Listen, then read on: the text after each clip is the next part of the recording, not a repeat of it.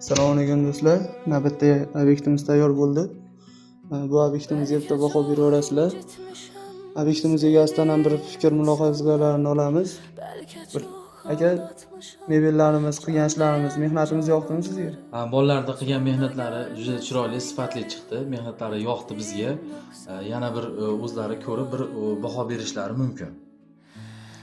Do'stlar, bu joyimizga spalniy kompleks qilib berganmiz. Bunda komplektimiz ichida tremosi, tumbasi bo'ladi, ikkita, bitta spalniy bo'ladi, divani, keyin osmon tremola bo'ladi. Buni ichiga qo'shiladi tandemli tortmalar bo'ladi. Tortishlariga ham bir baho berasiz, 40 kilogacha vес ko'taradi. Oynamiz podsvetkali bo'ladi. 90 ga 90 bo'ladi. Bitta pufigi bo'ladi. Matrasi bilan divanni ko'rinishini o'zlarining zakazlaringga qarab qilib beramiz. Xohlasalaring yumshoq mebel desalaring yumshoq mebel yo bo'lmasam laminat taqib beramiz. Bu akamizni divaniga $100 matraslardan solib berganmiz. Ikki tomonlama bo'ladi bu matrasimiz.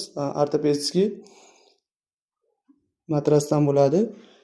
Ikkala tomondan foydalansa ham bo'ladi. Tortmalarimizda rulili bo'ladi bu tumbaniki. Keyin ishimizni ko'rib qiziqishi ortib ketdi. Bu joyimizni endi to'g'ri tayyorlab anaqa qilib olmadik. Shu holatda oldik. Endi vaqt kech qolganligimiz uchun bu zinamiz tagiga ham shkaflar yasab beramiz deyapmiz, sekretniy. Bu akamiz o'zi zakaz qilyapti bu narsani.